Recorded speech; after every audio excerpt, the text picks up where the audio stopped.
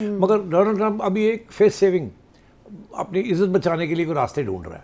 تو میرا خیال ہے پاکستان نے جیسے تھوڑا سا دے دیا, انڈیا بھی تھوڑا سا دے دے گا, وینیزویلا نے بھی دے دیا ہے کہ اچھا جی ٹھیک ہے بتائیں کیا کرنا ہے, یہ کیا ہے, مگر ریجیم چینج نہیں ہونے دینی, وہی چلے گا وہی سلسلہ پرانا, مگر چلیں تھوڑی سی نیگوسیشن ہو جاتی. ایران کے ساتھ بھی بالکل یہی ہے, پہنچ کے وہاں دھمکیاں لے کے جہاز لے کے آ گیا کہ میں یہ کر دوں گا وہ کر دوں گا, اور ابھی کیا کچھ نہیں, اور ابھی سب لوگ لگے ہوئے ہیں اس کو سمجھانے میں. اب وہ آگے سے کہہ رہا ہے مجھے راستہ دے نکلنے کا یہاں سے, اور وہ کیا راستہ مانگ رہا ہے, وہ کہہ رہا ہے 3 چیزیں.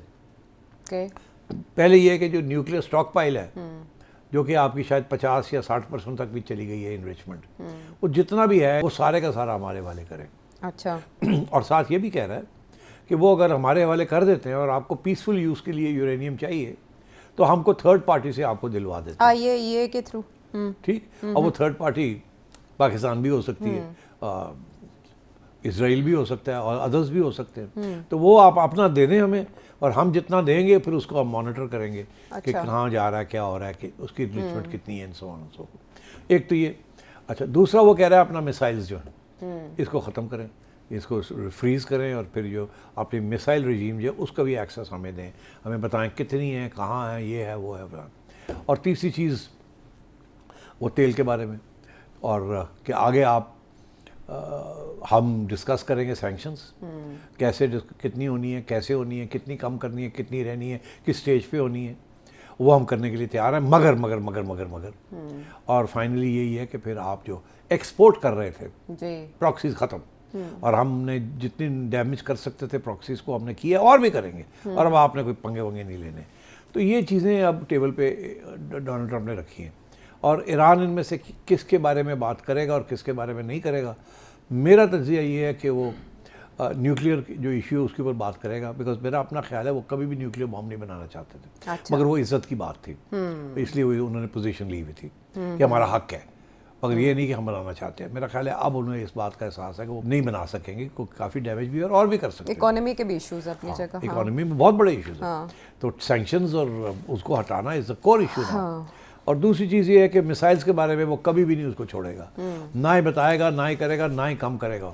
وہ اس کا ایک ہی لاسٹ لائن آف ڈیفینس ہے, جس کی وجہ سے آج اٹیک نہیں ہوئی. ظاہر ہے, ہاں, اسرائیل بھی رکا ہوا ہے, سب رکے ہوئے, اور وہ تو سوال ہی پیدا نہیں ہوتا. تیسری چیز ہے وہ یہ کہے گا کہ سارے سینکشنز ہٹاؤ, ہمارے پیسے جو آپ نے فریز کیے ہیں وہ بھی ہمیں دو, جو ڈونلڈ ٹرمپ نہیں مانے گا.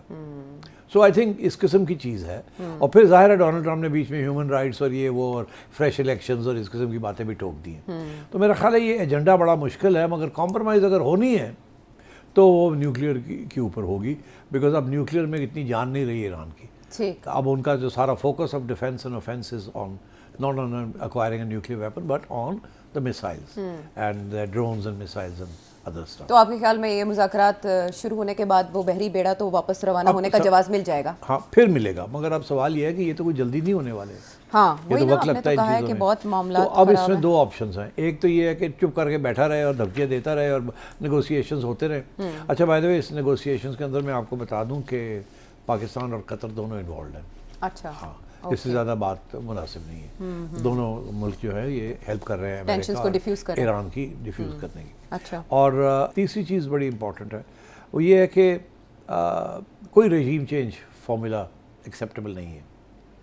That's not going to be acceptable. تو اب دیکھنا یہ ہے کہ یہ 2 دن کا حملہ کر کے اور پھر جاتا ہے گھر, یا کوئی نیگوسیشن کر کے کچھ لے کے اور پھر گھر جاتا ہے.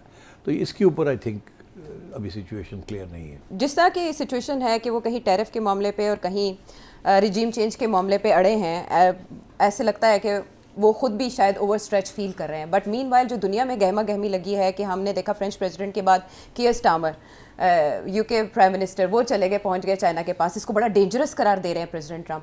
اور دوسری طرف یورپی یونین کے نمائندے ادھر پہنچے ہوئے ہیں انڈیا, اور انہوں نے مدر آف آل ڈیلز کر لیا, جس کو انڈیا کے لیے ون ون کہا جا رہا ہے ہر طرح سے.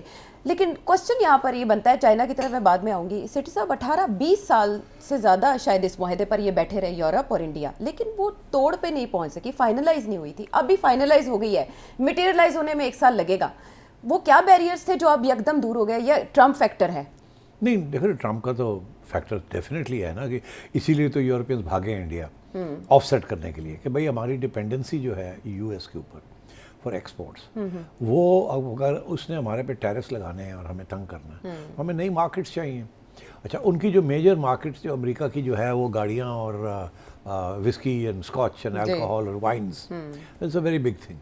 तो वो अब इंडिया के साथ इन चीज़ों के ऊपर बात हो रही है, और इंडिया ने मेरा ख्याल है बात कही है कि ठीक है, आप कोई 1,00,000 2,00,000 गाड़ियाँ भी एक्सपोर्ट कर सकते हैं टू इंडिया, ज़्यादा ड्यूटी नहीं लगेगी। पहले तो बैन थी ना जी, क्योंकि अब मर्सिडीज BMW सारे वहाँ खुद प्रोड्यूस कर रहे हैं। हाँ, तो उनकी अपनी मार्केट मुतासिर होगी इससे अगर ऐसा तो मगर सो देव सैक्रिफाइसिंग दैट कि ठीक है आप एक्सपोर्ट कर लें, जी, तो उसमें अपनी मार्केट तो थोड़ी सी ज़ाहिर गिरेगी।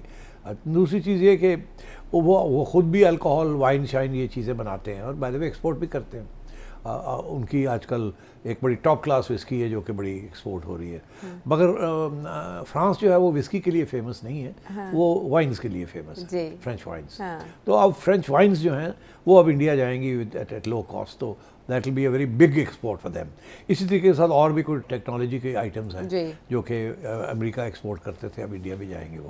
सो I think the Europeans are thinking कि जी हमारी कोई 250 बिलियन डॉलर्स की जो एक्सपोर्ट थी टू यूनाइटेड स्टेट्स, वो अब थोड़ी बहुत शिफ्ट करेगी टू इंडिया। इंडिया तो बड़ा खुश है, जाहिर है, क्योंकि अगर उन्होंने ये दे दिया उनको, तो उनकी जो सारी जो टेक्सटाइल्स हैं और उनकी जो एक्सपोर्ट्स हैं टू यूरोप, वो तो ज़ीरो पे जाएंगी अब।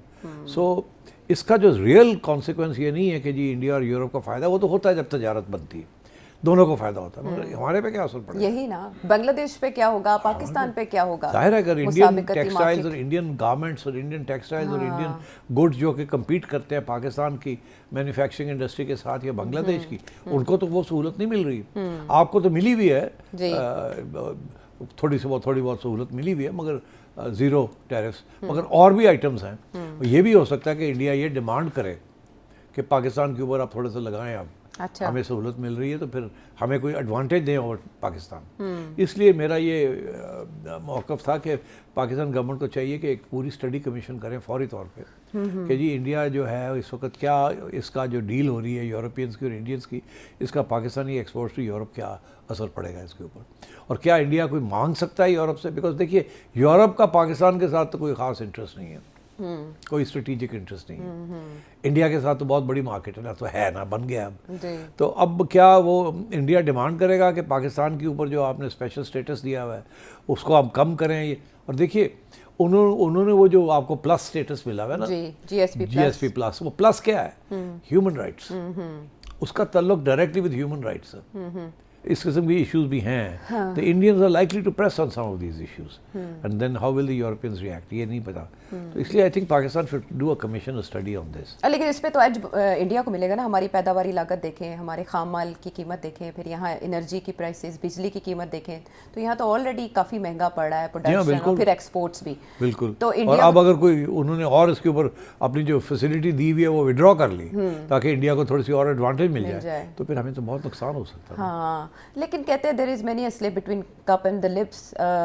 अमेरिका इसको कैसे देख रहा होगा कि वो कह रहे हैं आप फ्यूल कर रहे हैं यूक्रेन में जो वॉर है, क्योंकि इंडिया उधर रशिया से तेल ले रहा है, इधर यूरोप के साथ डील कर रहा है, यूरोप रशिया के खिलाफ है। सो ये क्या गड़बड़ है? गड़बड़ नहीं है, यूरोप अमेरिका कुछ नहीं कर सकता, गरज भी नहीं सकता। वो गरजेगा तो कोई फ़र्क नहीं पड़ेगा।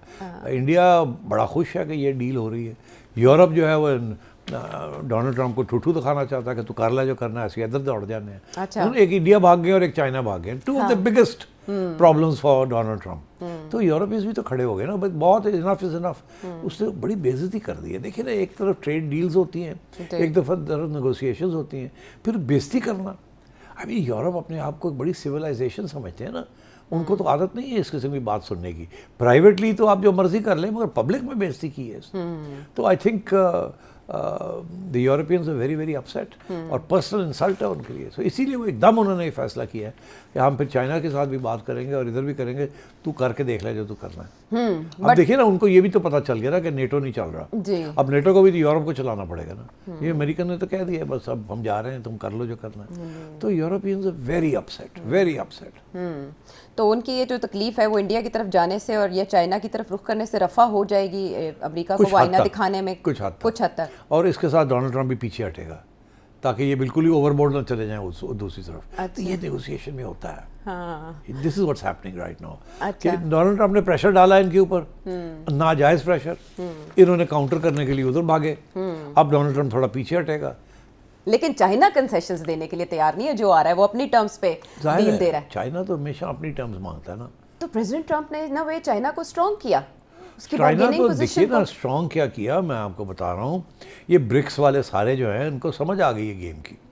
پہلے بڑی سلو جا رہے تھے یہ, جی اب تو بڑی فل سپیڈ پہ جا رہے ہیں. دوڑیں لگی ہوئی ہیں, دوڑیں لگی ہوئی ہیں کہ اب انڈیپینڈنٹ ہونا ہے, ہم نے ڈیپینڈنسی ختم کرنی ہے. ہاں. اور وہ کیا ڈیپینڈنسی ہے؟ That's the dollar.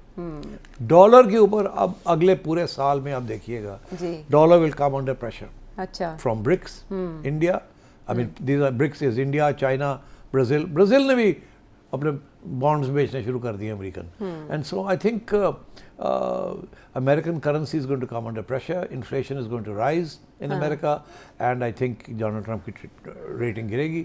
and I think mid term کے اندر اس کو سمجھ آ جائے گی کہ کہاں کھڑا ہے. کھسک سکتا ہے ان کے ہاتھ سے اقتدار کا ہما. بہرحال سٹی صاحب, مین وائل